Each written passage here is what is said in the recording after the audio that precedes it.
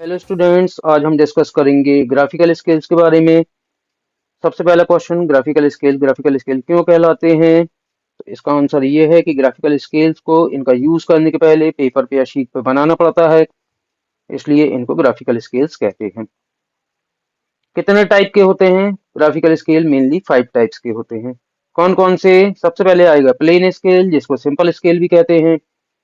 क्या यूज है इसका? इससे लेंथ मेजर करते हैं मैक्सिमम 2 डिफरेंट यूनिट्स तक। सेकंड नंबर पे आएगा डायगोनल स्केल। डायगोनल स्केल का यूज भी लेंथ मेजरमेंट करने के लिए किया जाता है 3 डिफरेंट यूनिट्स तक। थर्ड नंबर पे one year scale. One year scale से भी लेंथ मेजर करेंगे मैक्सिमम 3 डिफरेंट यूनिट्स तक। फोर्थ नंबर पे आएगा कंपैरेटिव स्केल। कंपैरेटिव वर्ड आया कंपैरिजन से, मतलब हम इस स्केल से 2 डिफरेंट स्केल्स का कंपैरिजन करते हैं। फिफ्थ नंबर पे आता है स्केल ऑफ कॉर्ड्स।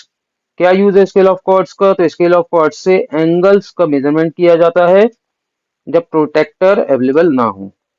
अब यदि इन ग्राफिकल स्केल्स में से हमको शुरू के 3 स्केल, मतलब plane scale, diagonal scale, one year scale, जिनसे लेंथ का मेजरमेंट किया जाता है, उनमें से किसी एक स्केल को भी बनाना हो, तो हमको सबसे पहले उन स्केल्स के बारे में कुछ चीजों का नॉलेज होना चाहिए। कुछ चीजें निकालनी पड़ती हैं, कैलकुलेट करनी पड़ती हैं। उसमें सबसे पहले आता है रिप्रेजेंटेटिव फ्रैक्शन, जिसको शॉर्ट में कहते हैं आरएफ।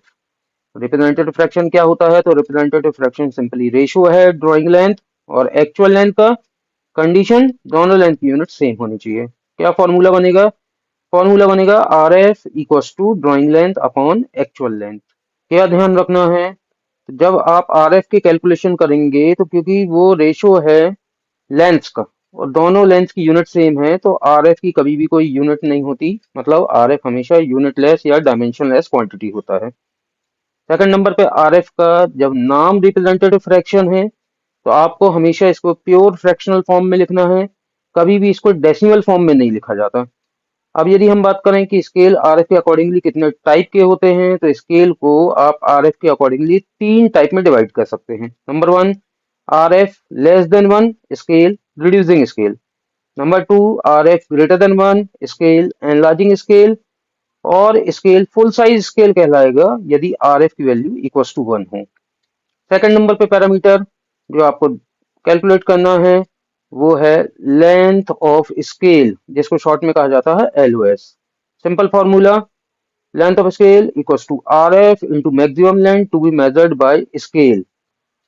क्या ध्यान रखना है? एलओएस के कैलकुलेशन करना है सेंटीमीटर में यदि प्रॉब्लम एमकेएस सिस्टम में है, और यदि गिवन क्वेश्चन एपीएस सिस्टम में है तो एलओएस को इंच में कैलकुलेट किया जाता है। थर्ड नंबर पे अब आपको कैलकुलेट करना है, डिटरमाइन करना है units. Plane scale 2 units, diagonal scale 1 year scale 3 units. कौन कौन से सिस्टम में कैलकुलेशन करते हैं, डिटर्मिनेशन करते हैं? तो पहला सिस्टम है एमकेएस सिस्टम। एमकेएस सिस्टम में लेंथ की सबसे बड़ी यूनिट होती है kilometre. 1 kilometer equals to 10 hectometer. Then 1 hectometer equals to 10 decameter. 1 decameter equals to 10 meter. 1 meter equals to 10 decimeter. 1 decimeter equals to 10 centimeter. And 1 centimeter equals to 10 millimeter. ये relation आपको अच्छे से याद कर लेना है। इसके बाद सेकंड सिस्टम यूज करते हैं FPS system. Foot pound second system कहा जाता है, जिसको इसमें लेंथ की सबसे बड़ी यूनिट होती है mile. 1 mile equals to 8 furlong.